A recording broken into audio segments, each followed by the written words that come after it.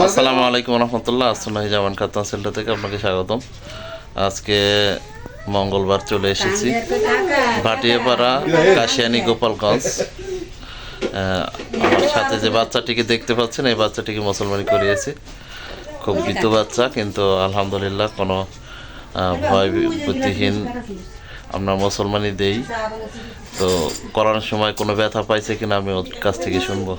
এই তোমার মুসলমানি যখন দিছি, তোমার সাথে কথা বললো, তুমি 1-2 গুনলা, ব্যথা পাইছিল তখন?